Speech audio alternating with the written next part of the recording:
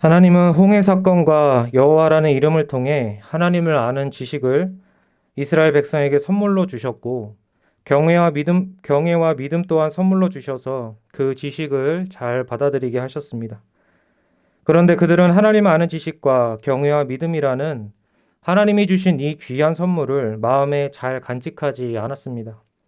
광야에서 3일간 걸으며 마실 물이 없었고, 그나마 발견한 물은 써서 마실 수 없는 물이라는 것을 알았을 때 그들은 하나님께 기도하여 구하지 않고 반대로 원망만 하였습니다.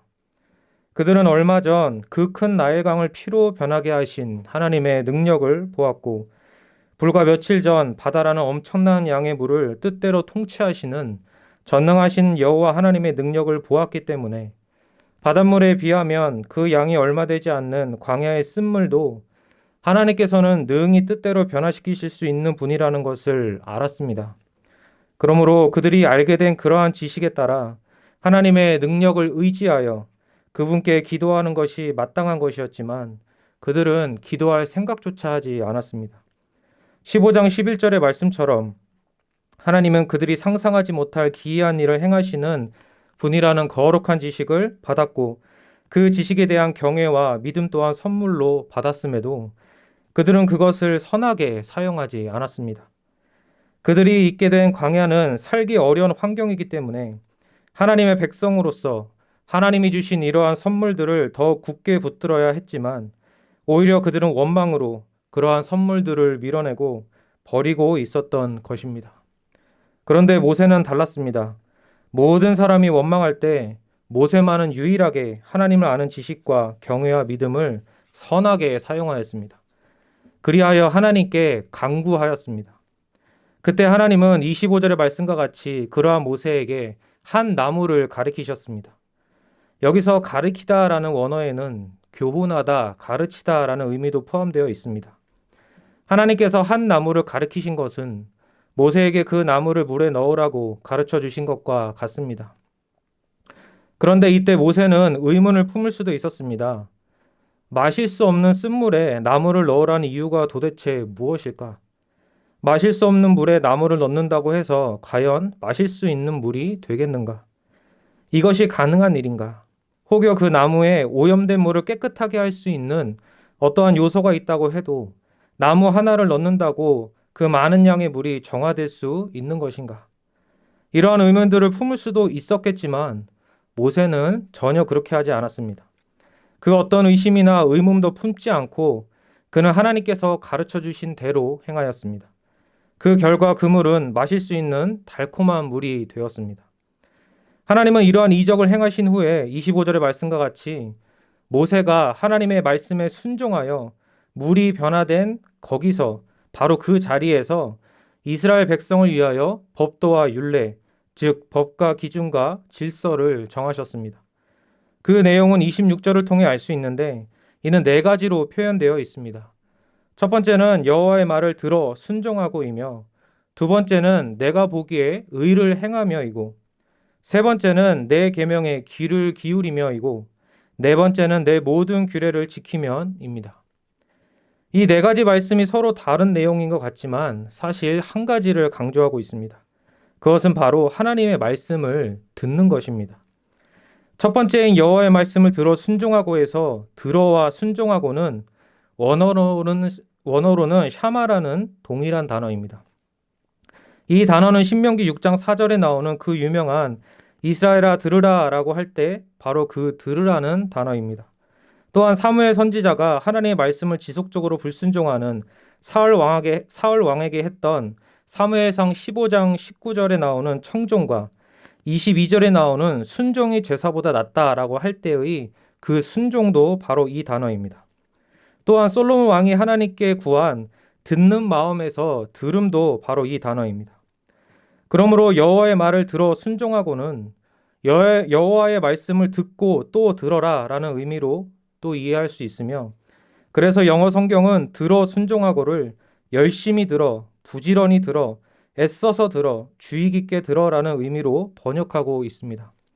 물론 이 샤마라는 단어에는 복종하다, 순종하다라는 의미도 있기 때문에 우리 한글 성경의 번역이 틀린 것은 결코 아닙니다. 왜냐하면 잘 듣는 것이 순종이고 잘 들으면 순종하게 되며 잘 듣게 하신 하나님이 순종하게 하시기 때문입니다. 우리는 여기서 하나님께서 원하시는 순종이 무엇인지를 알 수 있습니다.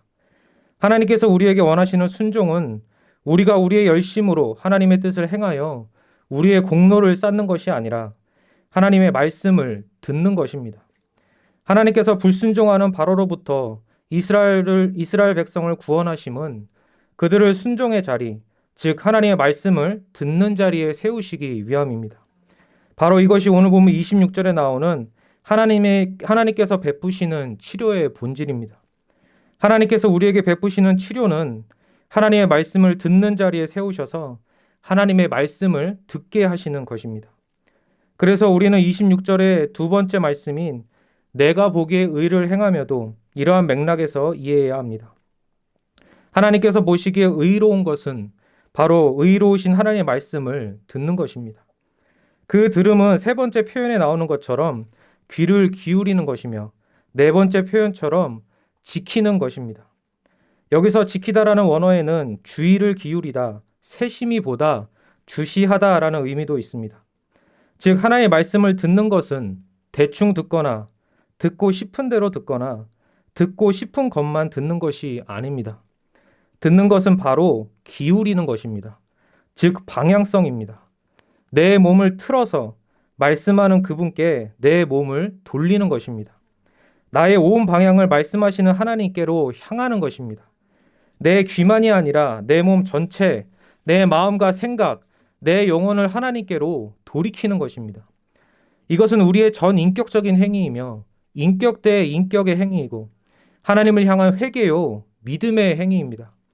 대상에 대한 믿음과 신뢰가 없다면 그 대상에게 나의 전 인격을 향하게 할 수 없기 때문입니다.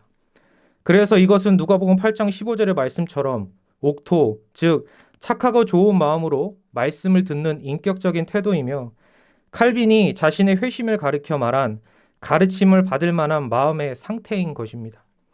그렇다면 하나님은 왜 그토록 하나님의 말씀에 집중하게 하시는 것입니까? 그것은 바로 하나님은 자신의 말씀을 통해 생명의 역사를 일으키시기 때문입니다. 하나님의 말씀은 생명의 능력이 있는 말씀입니다. 하나님의 말씀은 살리는 말씀입니다. 마실 수 없는 쓴물을 마실 수 있는 단물로 바꾸시는 생명의 능력의 말씀인 것입니다. 그렇다면 하나님의 말씀에 생명의 능력이 있는 이유는 무엇입니까? 그것은 말씀하시는 하나님이 전지전능하실 뿐만 아니라 무한히 선하고 거룩하고 의로우시기 때문입니다. 그래서 하나님은 자신의 무한한 지식과 지혜 그리고 무한한 능력을 선하고 거룩하고 의로운 방향으로 사용하십니다. 즉 생명을 주시고 살리는 것에 사용하시는 분인 것입니다. 그래서 요한복음 10장 10절의 말씀처럼 죄인과 사탄과 악한 세력은 하나님의 것을 도둑질하여 죽이고 멸망시키는 일에 혈안이 되어 있지만 하나님은 자신의 말씀으로 생명과 풍성함, 즉 살리고 살게 하시는 분입니다. 에스겔 37장의 말씀처럼 하나님은 말씀으로 수많은 마른 뼈들을 살리셨고 요한복음 11장 말씀처럼 죽어 썩은 나사로를 살리셨습니다. 이처럼 하나님의 말씀은 단순한 말이 아닙니다. 그 말씀은 바로 성부 하나님의 말씀이고 로고스이신 성자 하나님 자신이며 성령이 능력으로 역사하시는 도구요 통로입니다. 성령은 말씀을 통해 조명해 주셔서 그 말씀을 깨닫게 하시고 감화하시고 감동하셔서 그 말씀을 받아들여 생명과 풍성함을 받아 누리게 하십니다. 그러므로 우리가 듣는 하나님의 말씀에는 성령이 끝까지 역사하시기 때문에 생명의 효력과 능력이 있습니다. 그러므로 하나님의 말씀은 살리는 말씀일 뿐만 아니라 살게 하시는 말씀입니다. 그러므로 들으라는 것입니다. 들으면 그 말씀을 통해 성부, 성자, 성령, 삼위일체 하나님께서 역사하셔서 살리시고 살게 하시기 때문에 그 역사를 믿고 그 역사를 의지하라는 것입니다. 모세는 신명기 18장 15절의 말씀과 같이 이스라엘을 이끈 지도자였을 뿐만 아니라 장차 오실 참 선지자인 메시아를 예표하는 인물이었습니다. 이러한 관점에서 오늘 본문 25절 말씀인 여호와께서 그에게 한 나무를 가리키시니 그가 물에 던지니 물이 달게 되었더라를 본다면 우리는 여기서 삼위일체 하나님의 일하심과 역사를 볼 수 있습니다. 그것은 성부께서 지시하시면 중보자이신 그리스도께서 그대로 행하시고 그러면 성령께서 역사하신다는 것입니다. 여호와께서 모세에게 한 나무를 가리키심을 통해 우리는 성부께서 그리스도께 지시하심을 생각해 볼 수 있고 모세가 그 나무를 물에 던진 것을 통해 우리는 그리스도께서 아버지의 기쁘신 뜻을 전생애와 십자가를 통해 그대로 이루시고 성취하신 것을 생각해 볼 수 있으며 그로 인해 물이 달게 된 것을 통해 우리는 그리스도께서 다 이루신 의로 생명의 역사를 일으키시는 성령의 능력과 작용과 효력을 생각해 볼 수 있는 것입니다. 그럼에도 불구하고 끝까지 불순종하여 광야에서 40년을 방황하면서 망하게 되는 죄인의 그 고집과 죄악은 도대체 어떻게 해야 하는 것입니까? 자신의 백성을 살리시기 위해 끊임없이 생명의 말씀을 선포하시고 가르치시며 그들의 죄를 용서해 주시기 위해 끊임없이 제사를 드리게 하시는 하나님께 오히려 원망하며 그분의 말씀을 듣지 않는 그 완악함은 어떻게 해야 하는 것입니까? 그러므로 사무엘의 말과 같이 듣는 것이 제사보다 나은 것입니다. 들음은 원망과 반대되는 것입니다. 그래서 하나님은 이스라엘 백성에게 원망을 버리고 제발 하나님의 말씀을 듣고 믿고 의지하라고 하십니다. 이를 위해 하나님은 하나님의 말씀을 듣는 것을 법도와 율례, 즉 법과 기준과 질서로 세우셨습니다. 이처럼 하나님은 너무도 선하고 의로우신 분입니다. 왜냐하면 하나님의 생명의 말씀을 듣고 믿고 의지하는 것은 너무도 좋은 일인데 그 좋은 일을 법으로까지 정하셨으니 그것은 얼마나 선하고 옳은 일입니까? 이제 하나님의 말씀을 듣는 치료의 결과를 우리는 27절에서 볼 수 있습니다.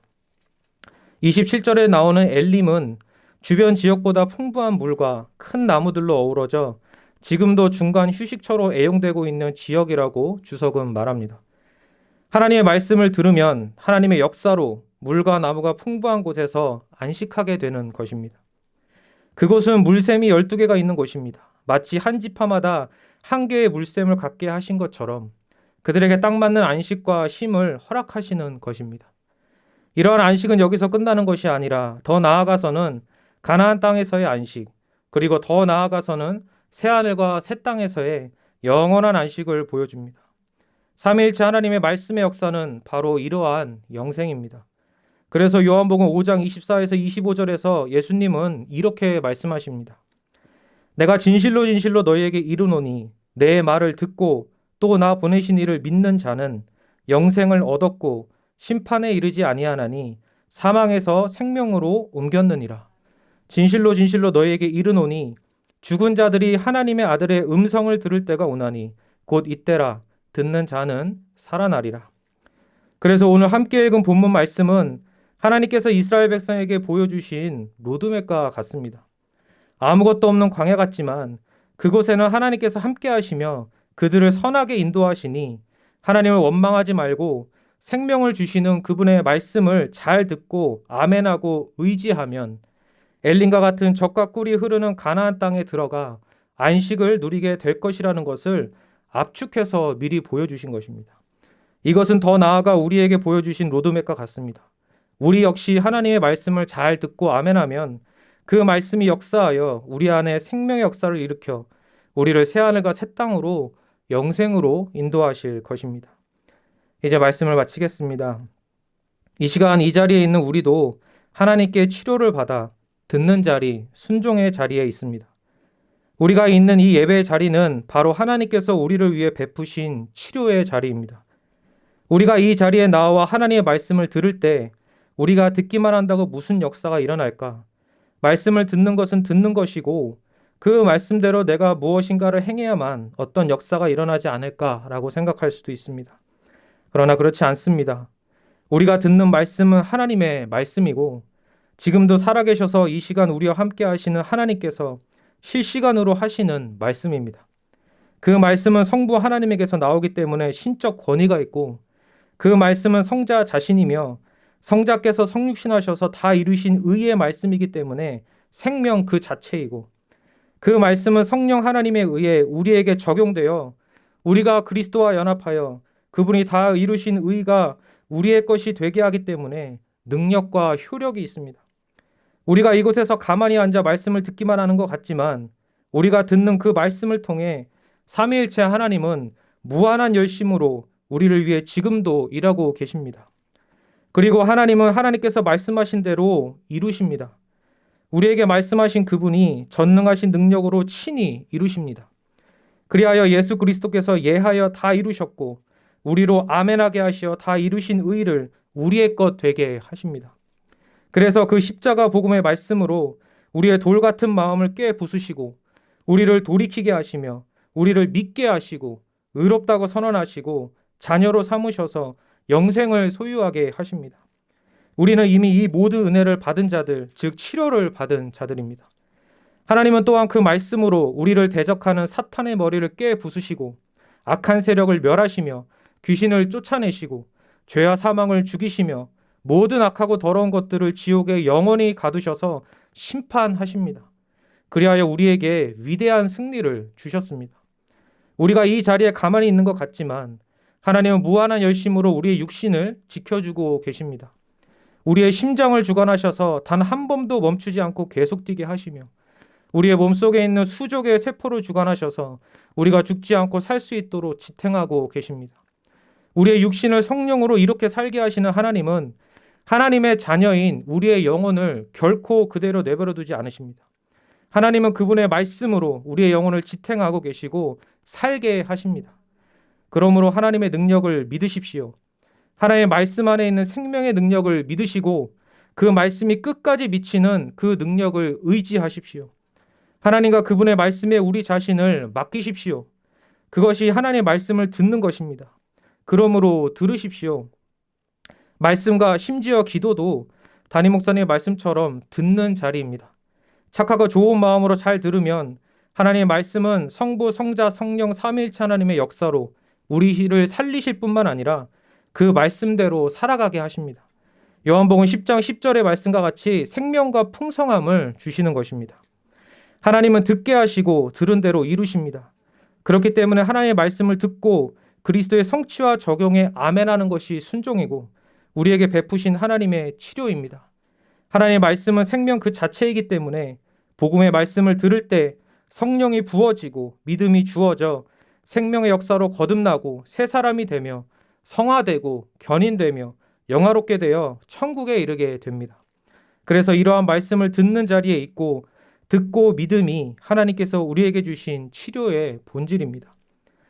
그러므로 우리의 마음과 생각의 귀를 하나님의 말씀에 잘 기울여 믿음으로 들으셔서 삼위 하나님의 살리시는 역사와 살게 하시는 역사를 받아 충만히 누리시는 우리 모두가 되기를 간절히 소원합니다. 기도하시겠습니다. 거룩하고 자비로우신 하나님 아버지 감사합니다. 우리에게 말씀을 주시고 생명의 말씀을 주셔서 우리를 거듭나게 하시고 자녀 삼아 주시고 살게 하실 뿐만 아니라 또한 자녀로서 살 수 있도록 은혜를 부어주시니 감사합니다.